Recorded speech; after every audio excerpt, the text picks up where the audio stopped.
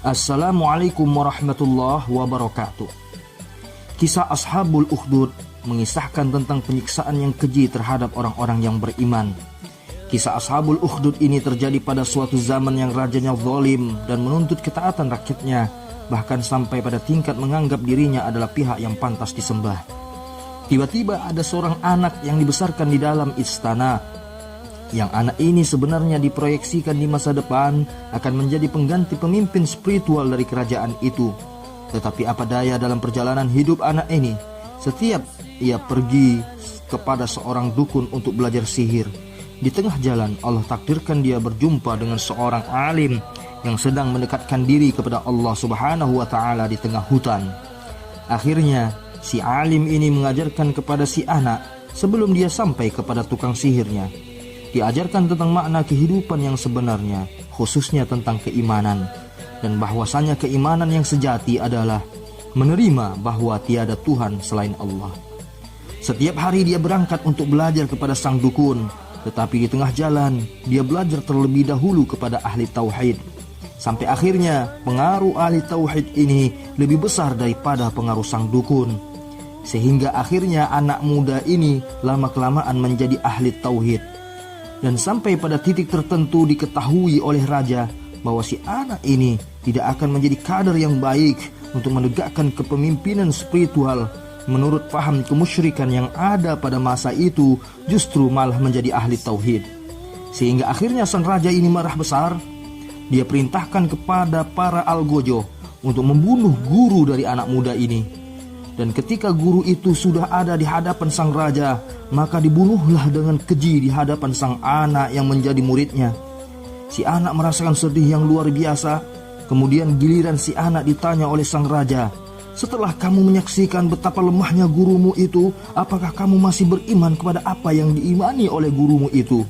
Maka si anak ini dengan tegas menjawab, "Aku tetap beriman kepada Allah, karena Tuhanku hanyalah Allah."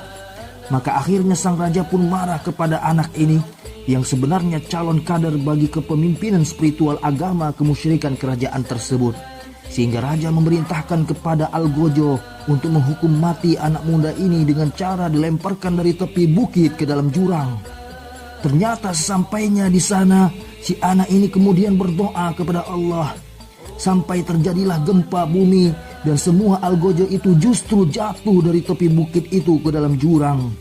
Dan si anak selamat, kemudian dia kembali ke istana. Terkejut sekali sang raja. Dia perintahkan kedua kalinya agar si anak dihukum mati. Dan kali ini perintahnya adalah dengan cara dilemparkan ke tengah lautan dengan beban yang berat di tangan dan kakinya. Tetapi sesampainya di tengah lautan, lagi-lagi si anak ini berdoa kepada Allah agar mendapatkan perlindungan. Tiba-tiba Allah datangkan badai yang besar, sehingga kapal ini seluruhnya terbalik dengan penumpang-penumpangnya, termasuk para algojonya. Dan semuanya tewas kecuali si anak muda ini yang ketika sadar sudah ada di tepi pantai. Si anak ini kembali lagi ke istana menjumpai sang raja. Dan sang raja marah luar biasa. Dalam kemarahan itu akhirnya anak muda ini berkata kepada sang raja, "Wahai raja, apakah Anda ingin tahu bagaimana cara membunuhku?" Maka sang raja terkaget-kaget, "Apa maksudmu? Aku akan memberitahukan kepadamu tentang bagaimana cara untuk membunuhku. Tetapi engkau harus mentaati sepenuhnya tata cara yang kugariskan. Cara membunuhku sederhana sekali. Kumpulkan seluruh rakyat di suatu tempat yang besar, bangunlah sebuah panggung yang tinggi, ikatlah badanku ke sebuah tiang, dan panahlah aku. Tetapi dengan syarat, pada saat memanahku, engkau harus mengucapkan kalimat Bismillahirrabbilghulam, dengan nama Allah, Tuhannya anak muda ini." Sang raja berpikir, alangkah mudahnya pekerjaan itu. Maka segeralah diumumkan ke seluruh negeri bahwa dia akan melakukan hukuman mati dengan tangannya sendiri. Maka setelah rakyat berkumpul dan panggung telah disiapkan, dan sang raja mengarahkan panah anak itu tepat ke jantung anak muda itu sambil berkata Bismillahirrabbilghulam.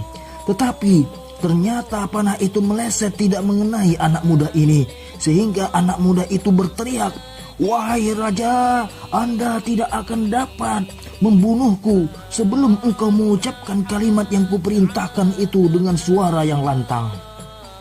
Maka kali ini sang raja berteriak dengan keras, "Bismillahirrabbilghulam." Melesatlah panah itu tepat di jantung anak muda ini, dan wafatlah anak muda ini syahid di tangan sang raja.